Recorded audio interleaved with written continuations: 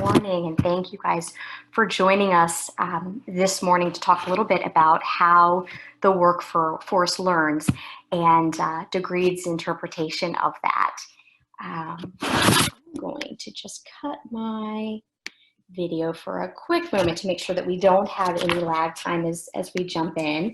I'm Amy Procacci. I'm a client success manager on our enterprise account team. So I oversee a lot of our large and very strategic clients. I am coming to you from what is typically sunny Boca Raton, Florida. It's a little cloudy today, but we won't hold it against Florida in general. A quick introduction about me. I've been with Degreed for about 2.5 years or so. Have really loved every minute of it. Prior to joining Degreed, I was with IBM for a little over a decade as an HR transformational consultant for the federal government. And then later in my career with IBM, I was a global learning lead. So I was deploying large-scale learning and upskilling initiatives. So two things that are very close to my heart and fell perfectly in line with Degreed and the organization, obviously, that I'm with now. So again, just want to welcome you and thank you for taking the time. I'm always appreciative of folks that will come and learn with me, but now more so than ever. While the world around us seems to have certainly slowed down just a bit, the work has not, and I'm sure that's something that you all are seeing and feeling as well.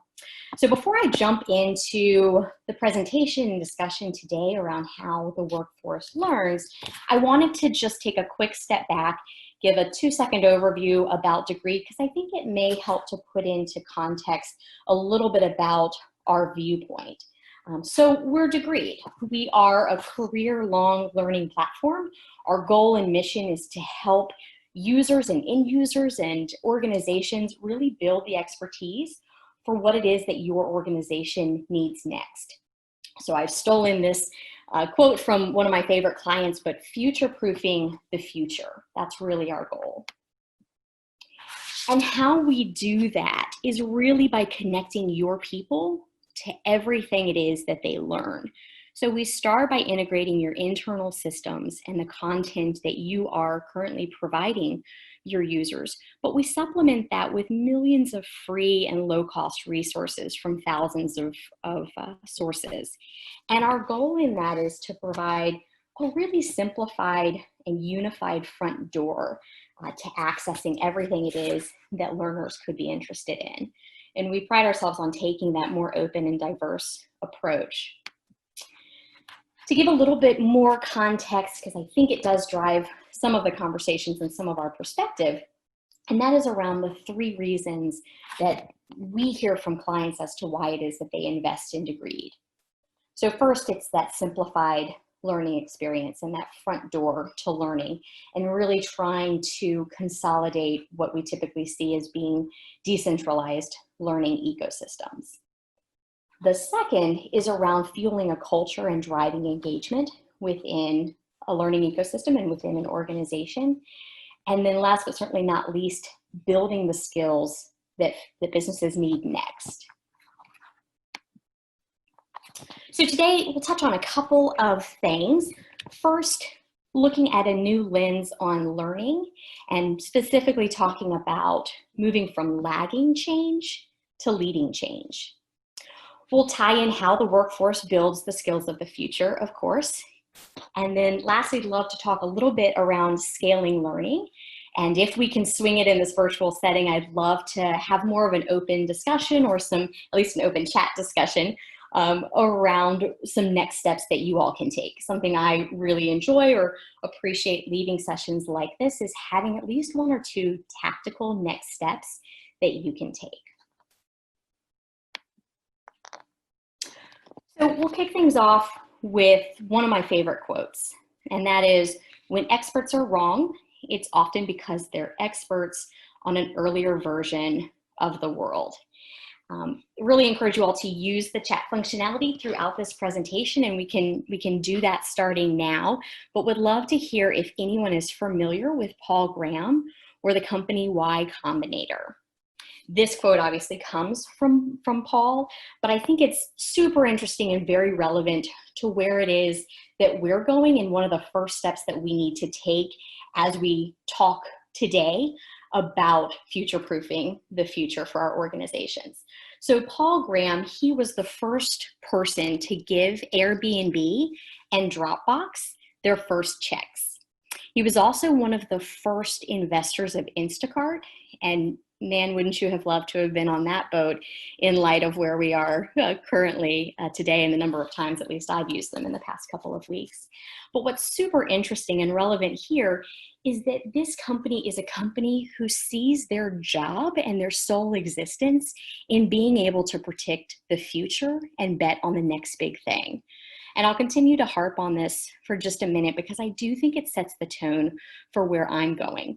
So I would ask, as we talk and think through some strategies, that you all do your best as well to really open your mind and forget about any assumptions that you walked in with today, any limitations around resources, and what your organization is currently doing, and things that may impede progress or this way of thinking in the future.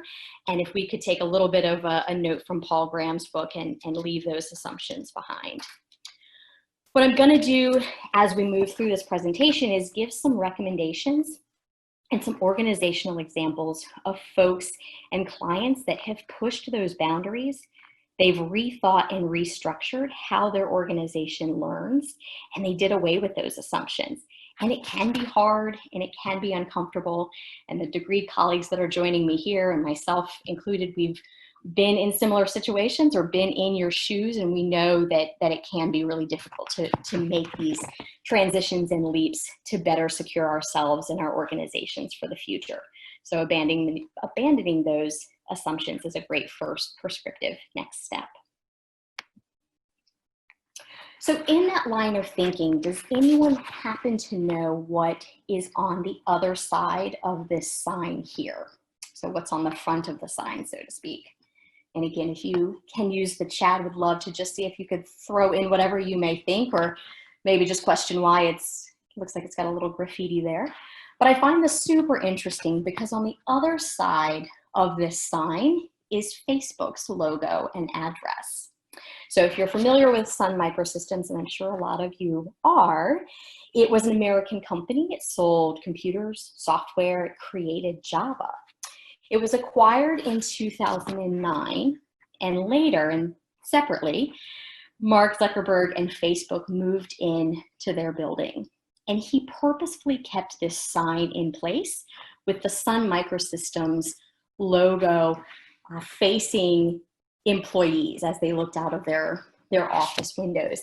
And he did that to remind employees to continue to innovate and to continue to be motivated to innovate, because he wanted this sign to demonstrate what can happen when you're on top, but you fail to innovate, and instead you base your future decisions on current assumptions.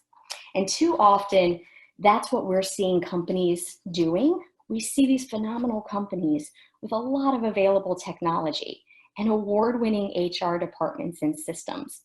But the problem is they're focusing on the jobs that exist today. And just further to prove that point, some of the research that we've done, 50% of S&P companies will experience similar struggles. The 33-year average tenure of companies on the S&P 500 in 1964 narrowed to 24 years by 2016. And that forecast is expected to shrink to just 12 years by 2027. So this type of turbulence, it really points to the need for companies to embrace what we're calling dual transformation. So one, focusing on changing customer needs, and secondly, around other strategic interventions. So the anxious CEO, Pricewaterhouse conducted a survey recently and found that 92% of CEOs are concerned that their employees don't have the skills that are necessary and required for the organization to succeed in the future. And further on the minds of CEOs, it's around attracting, retaining, and continuously growing their workforce. And our belief, or what we're constantly consulting and collaborating with clients on, is ensuring that our clients are investing in modern learning solutions, not just technology, but solutions and strategies that will tackle the needs of the business in the future, because otherwise we worry that companies will fall behind.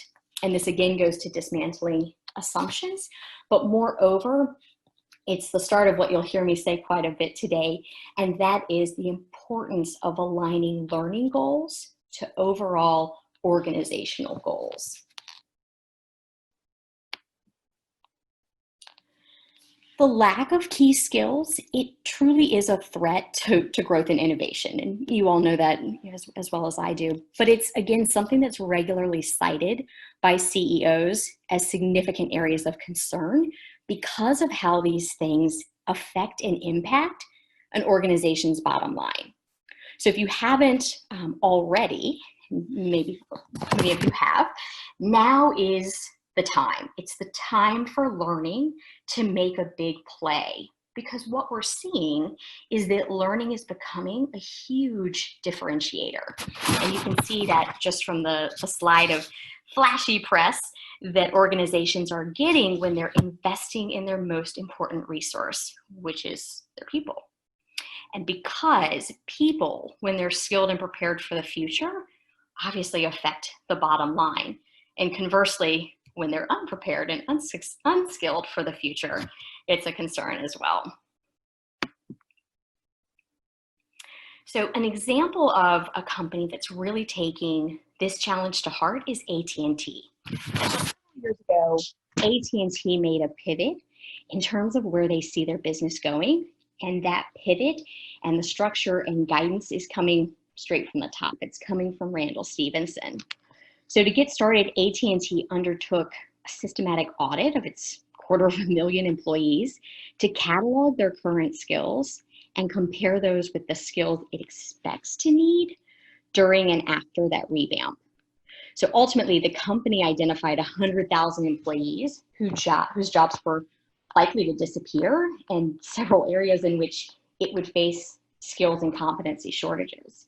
And so armed with those insights, the company launched an ambitious and really a multi-year $1 billion initiative to develop an internal talent pipeline instead of simply playing the spot market for talent. And so in short, to meet its evolving needs, AT&T decided to make retraining available to its existing workforce. And since then, its employees have taken nearly 3 million online courses that have been designed to help them acquire skills for new jobs in fields like application development and even cloud computing. And what they're finding is that this effort has really yielded some unexpected benefits. So for example, the company now hires far fewer contractors than it once needed to in order to meet its technical skills. And so to quote one of their top executives, they said, "We're shifting to employees because we're starting to see the talent on the inside." And so that drives back to Randall Stephenson's point here about there's a need to retool yourself and about that 5 to 10 hours a week for learning, because what he's encouraging his employees to do is to own their own careers and to access all the content that's available to them. So how is the workforce building the skills of the future? What does that mean for all of us? What does that mean for L&D? So this is the moment that we've been waiting for.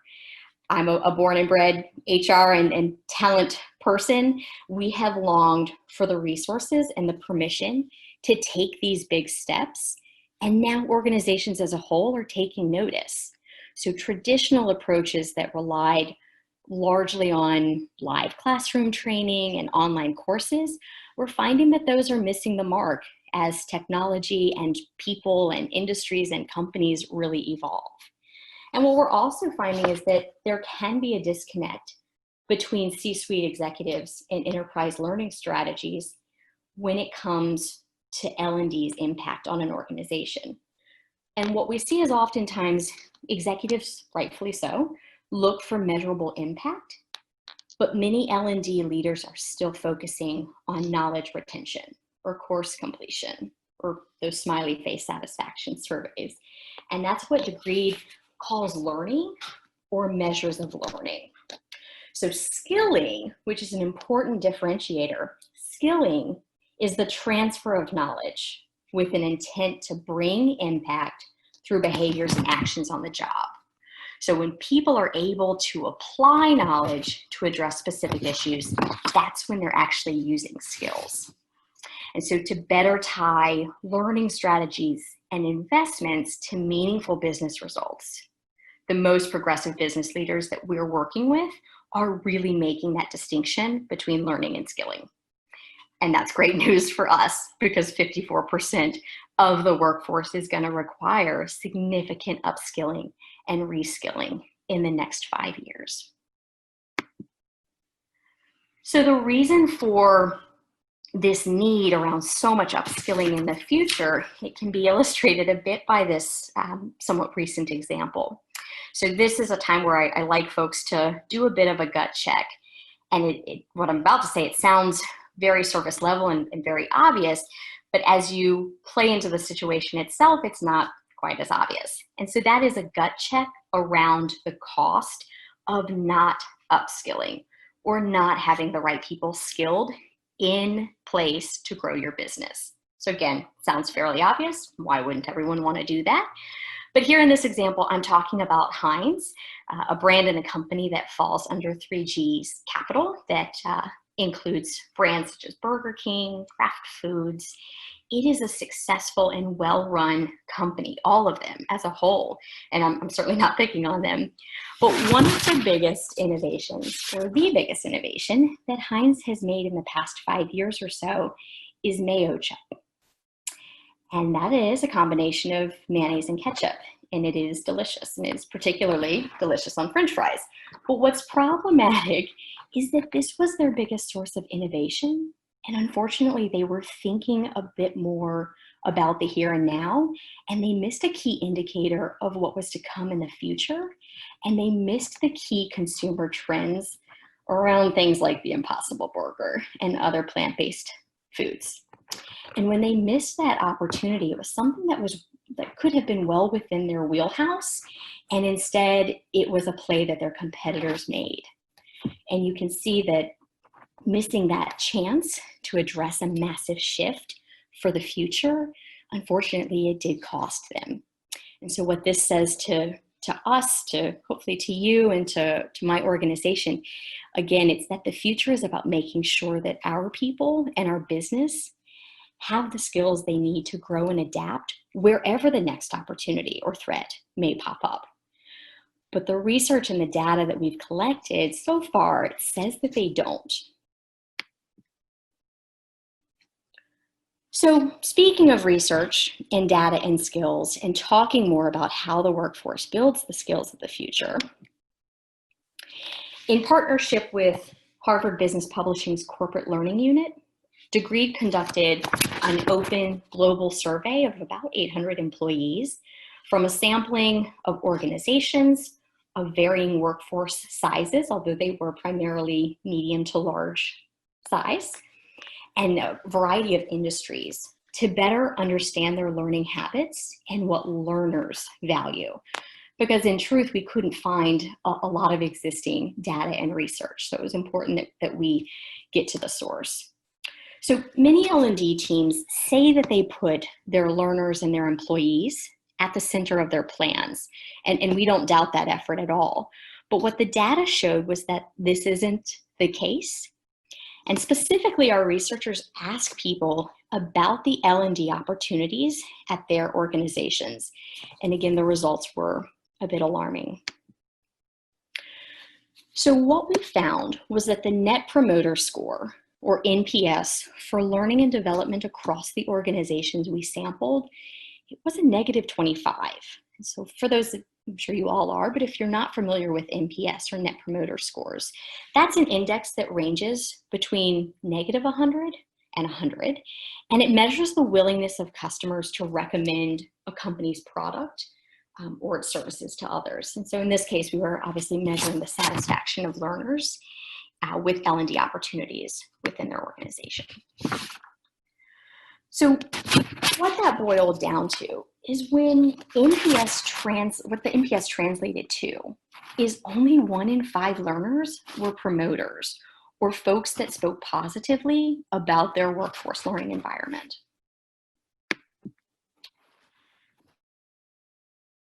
And things to think about in terms of the how and what next steps you may want to take.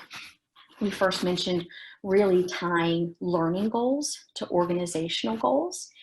The second is to take some of this data and make it work for you and for your organization by building a better business case for investing in your learning experience.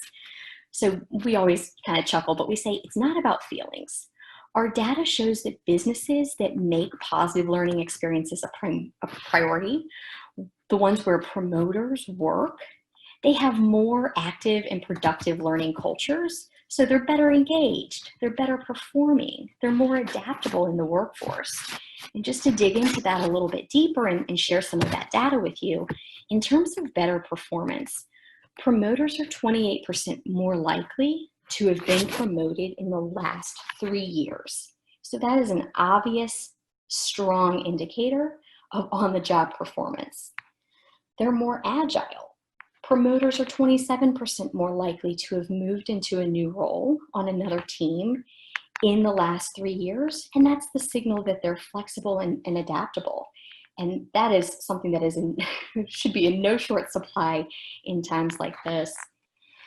And then lastly, higher retention. So promoters are 21% less likely to have left their organization for a new role in the last 3 years. So that's demonstrating their stronger engagement and loyalty. And again, this all ties back to the fact that these promoters, when satisfied and feel a pull to their organization and the organizational learning goals, they're more likely to consult their talent development team. And they're, of course, more likely to use the organizational learning systems and ecosystems. So this ties back to the point that I made earlier about how learning is driving a company's bottom line. Flexibility, promotions, they're great indicators of individual performance. Increased individual performance relates to higher company profitability. Decreased attrition saves on bottom lines. So what we're seeing with our most successful clients is that they are willing to allow their L&D role to change. With everything that I've said, it sounds like it could be a scary time for L&D, and it's not. L&D isn't going anywhere, and that's because of some of the trends that we're seeing and the upskilling that's necessary for the future. So in the past, where folks would maybe create online or in-person, in-classroom training, we're seeing our most successful clients pivot more by meeting learners where they are. So they're curating existing content, and they're focusing more on creating a learning environment, again, that aligns with their corporate goals. And we know just by looking at the data that individual learners are using websites, they're using blogs, they're using everyday internet articles to fuel their learning, to identify and rectify skill gaps. So let's, for lack of a better phrase, let's ride that wave with them. Let's build a workforce that's prepared and agile for the future, because it's everyone's job. It's not just L&D. It's not just HR. And a great example of that is AT&T. So from the top down, they're recognizing that if you're going to align your learning goals to an organizational strategy, it becomes everybody's responsibility. So one example of a bit of this crowdsourcing and where we're seeing the L&D roles change is with one of our clients, Booz Allen. So they opened their learning ecosystem. They used our degree platform, and they're allowing anyone to contribute and share content. And they don't mind if it's something that's slightly off the beaten path, because learning is learning and upskilling is upskilling. So a fun fact, it always makes me chuckle. One of the first contributed articles by an individual learner at Booz Allen had to do with picking a lock. When executives saw this, they chuckled. I still chuckle. But again, ultimately, they were okay with it. Learning's learning, upskilling's upskilling. And by opening their ecosystem, yes, a few people may have read that article. I'll be perfectly honest, I'm a bit interested in it myself.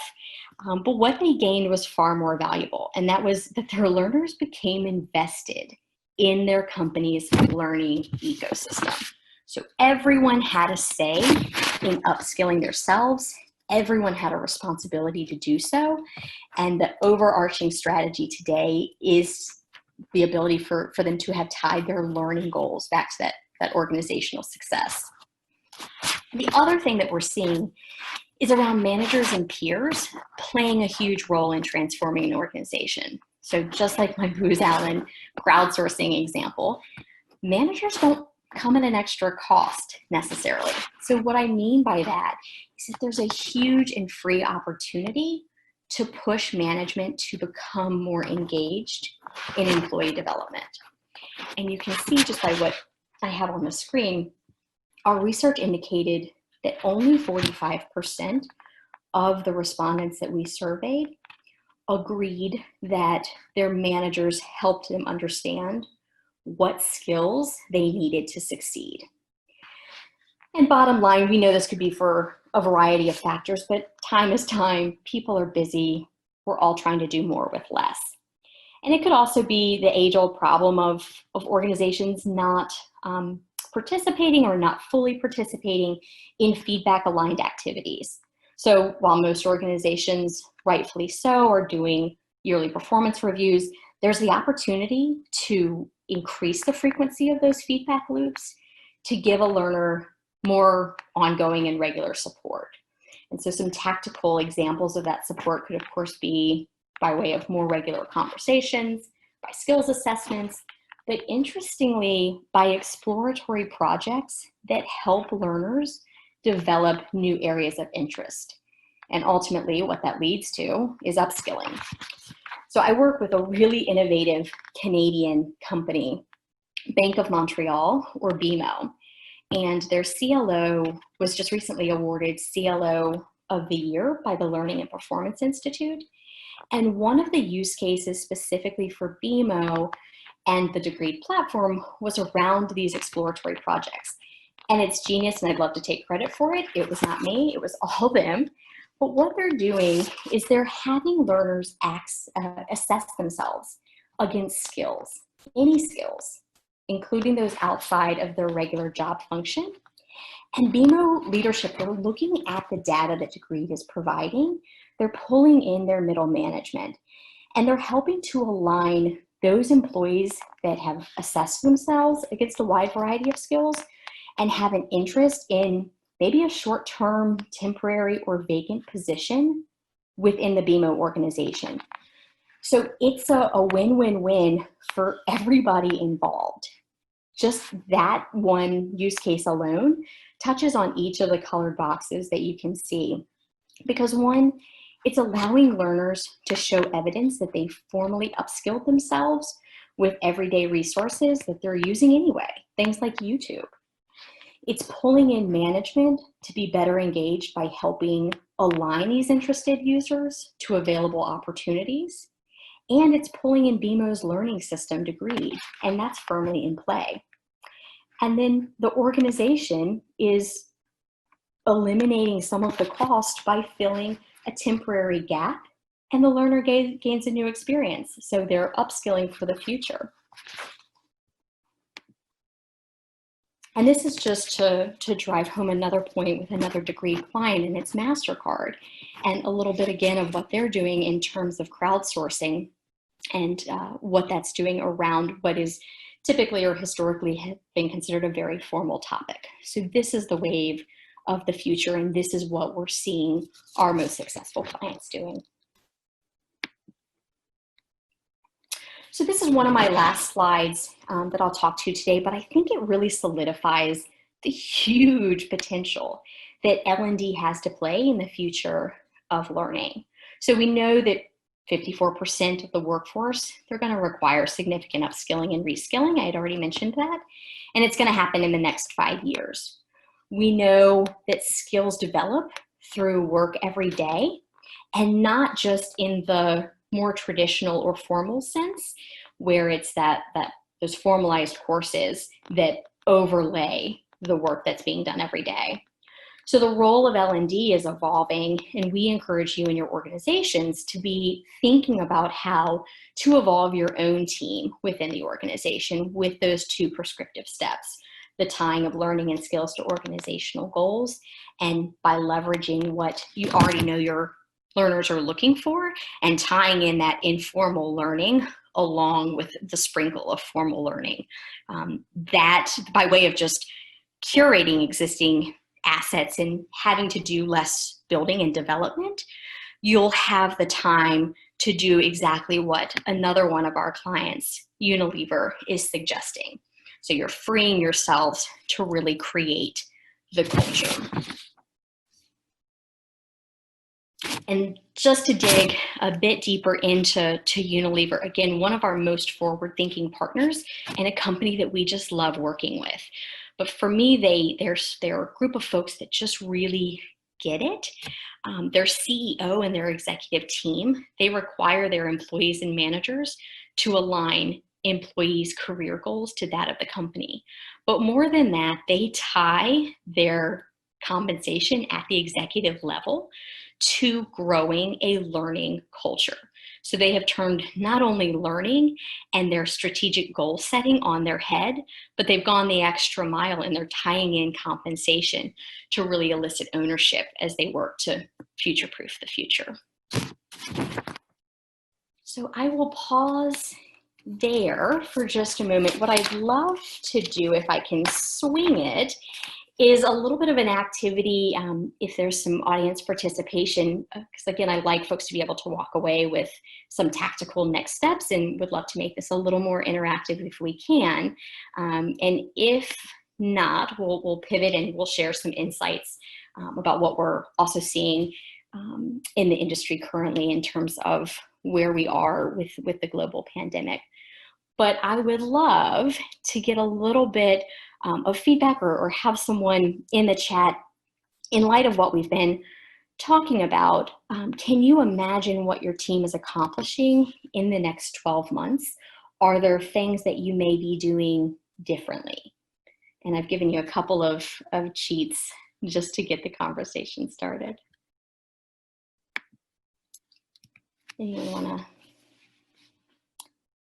give that a try? Anything around linking investments in people to growth opportunities, or building those future capabilities that we talked about being a part of everyone's job?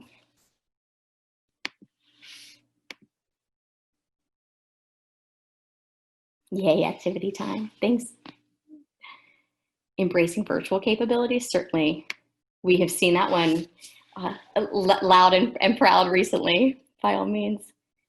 Building the future capabilities. That's awesome, Karen. Building a brand of future work being today, not in some future that's coming. Absolutely, absolutely. And the emphasis on key activities. So upskilling your current workforce, and that is the wave of the future, Angel. We totally agree. And future ready. And I think, you know, the clients that we're working with, we're lucky so many of them had taken our consultation to heart and had started to go down this path. So when something like this hit, they were better prepared. I saw a couple of other banking institutions that I work with able to use some of the upskilling and the areas of interest similar to what BMO did in response to COVID-19. So they moved a couple of folks actually from accounting, they moved them to the HR department to help with the overwhelming employee feedback and calls that were coming in as folks work to get squared away from working from home. So it's a very real-time example. Yep, exactly. COVID-19 forcing colleagues to be more open, on demand, virtual learning. And I think we'll certainly see more of that as we move forward. And technology is never going to be less of a play in our lives. And what I've taken interest in recently is hearing some of the news reports that this may be the way of the future. Companies are learning that it's not quite as necessary to be face-to-face 5 days a week, and we may see some more working from home. So it's going to be an interesting time ahead. All right. Thank you. Thank you. I appreciate the chatter, and I appreciate the pivot on the activity. I love to just have people come off mute, but I know the functionality, we're not able to do that today. So thank you for pivoting with me and for participating. So thinking a little bit more, what skills will you need to make some of the images that you have had in your head a reality? So I'm super excited in hearing, or I guess rather reading, what skills are declining. What do you all see as growing? And then now's the perfect time. What are we seeing in terms of totally new skills that are appearing?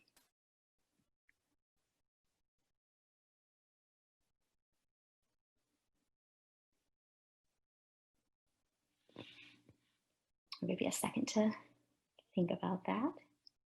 Amy, as people are typing in, it just came off one of our executive client forums, and that question was brought up in terms of what are we seeing trending up, what are we seeing trending down.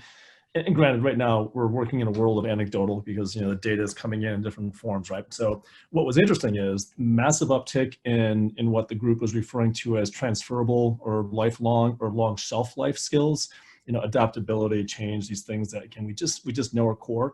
But equally a marked drop in technical skills. One of our clients that joined, large professional services firm, do a lot of coding and development, Python and R and all those cool, tech things that have been trending, flatlined. But instead, people really began to shift more towards topics around managerial empathy, managing remote teams, these things that frankly are going to be sticking with us for a long time. So I can share more on that if we have time, but that just, in light of that, those are some of the things that we found divergence in technical versus non-technical. Absolutely, absolutely, and I would like to hear more from your perspective as well. I'm seeing a couple of things come in. So, talking about the culture of coaching and feedback, agility, and the growth mindset. Growth mindset, at degree, that's huge. That's one of the things that we're focusing on as well because of how important it's going to be in the future. And then certainly those online capabilities. But where we're lucky in terms of the online capabilities, I mentioned this before, folks seem to be obviously very, very used to that type of culture anyway, and it's what they're really looking for. Degreed also, we're very big into learning in the flow of work. So we try not to clutter the landscape. We want to meet learners where they are. So that's a lot of our strategy too in terms of those online capabilities.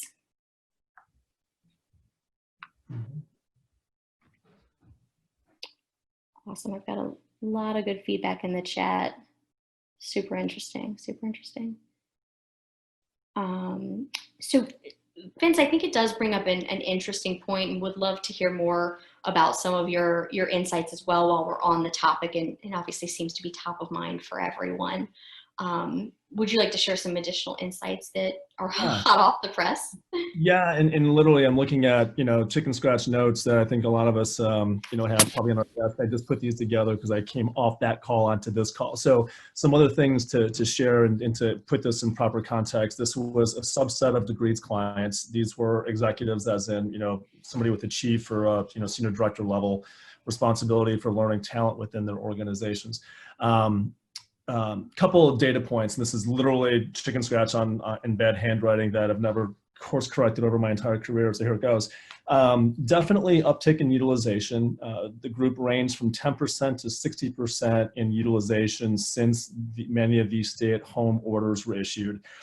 Discussion around the fact that depending on where you live, and I'm outside of Washington, D.C., south of Annapolis, and anybody here, or pick Atlanta, Boston, California, If you're not having to go to the office, all of a sudden you've got a little bit more time in your day. So that increase in access to the clock that we may not have had before, if we or those that we serve in our organizations, are no longer having to spend time at the windshield. A slight comment on, and I don't know about you, but the whole new normal. I think I've lived through so many new normals, I'm confused what's new anymore. But the comment that came up in one of the breakouts was next normal. Simple pivot, but I kind of like it and it feels better. I don't know, it feels like I can handle a next normal, another new normal I'm just not feeling good about. Anyways, topics and subjects. I mentioned the increase in transferable lifelong, long shelf life skills, decreased drop in tech. Again, that's a snapshot in time. We know that that's going to balance itself out. From the social learning collaboration side, working parents, who would have thunk? But internal use of Degree's platform for social and collaborative groups being set up. Basically, and I'm evidence of it. My 13-year-old is throwing a ball against the wall in the next room because I'm guessing he's done with his online homework, which I'm now doing as part of my full-time day. We're seeing that now appear in the platform as employees are looking to each other for guidance and feedback and how they're dealing with it.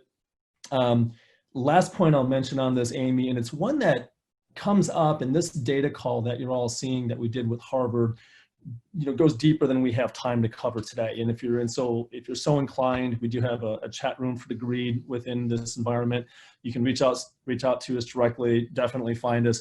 Point being, hear more about what's there. But one of the things that this data will often talk about is, your employees, if asked, are more likely to know the skills they need to be successful in their job today, and more likely to know what skills they need to be successful in their job tomorrow, more so than their manager or anyone else. Part of the discussion in this working group was that employees right now, and this was kind of a weird statement, but it was, employees right now know they need to be doing something to improve themselves, some areas to train, some skills to focus on. What they're seemingly lacking, and this is where I think we, as the L&D professional staff, have an opportunity, is to provide more of that guidance. That need for guidance was called out in the data research with Harvard, but we're seeing an uptick against that even further now in this current COVID environment, where employees are looking at it going, yep, I know I need to be doing things better and learning more, increasing my knowledge, but they're not always sure where to go for that structure. So it's a call for us to provide environments that frankly satiate some of those natural curiosities people have on things they can be working on. So if I can see myself reflected in an environment where I know what skills I need to work on or what things I can take advantage of today, that's a big push. Again, there's that call to help managers and frontline supervisors also be better at identifying what are those things that we can be working on. So if we are, for example, dealing with a remote workforce, it's one thing to manage a remote workforce. It's something else to be the recipient of that managed remote workforce environment. So what are those things that we can be doing? So I think that's an opportunity for L&D, is that chance for us to get out in front of these things. Enable managers, enable leaders, enable the rank and file to now, identify where they can be spending time, help them identify those resources, create those communities so people can connect. And a lot of us right now are starving for connection. One of the reasons why I think we're all here, at this online event, we're looking for that connection, and that's an opportunity. So just a few thoughts on that, Amy. Absolutely. Thanks, Vince. This is super helpful. And I'm just looking at the chat and seeing more and more folks talk about this 10 to 12 hour day and the new coworkers that you may have inherited by way of children and or spouse. So I do want to be cognizant of the time. I believe we are right up against the end of this meeting, if not a couple of minutes over. So there are a couple of questions that we have not gotten to, and I'd love to push you to take Vince's suggestion and meet us in that virtual lounge so that we can continue the conversation, because we appreciate your engagement and your time and just want to be respectful of all the parties involved. So please, please, please join us in that virtual lounge, because we look forward to speaking with you more. And with that, I'll go ahead and wrap. Thank you again, sincerely, for taking time out of what I'm clearly seeing and understanding to be just a very, very busy time for folks. Stay well, and we look forward to catching up with you all a little bit more in just a few minutes if you'll join us. Thanks again.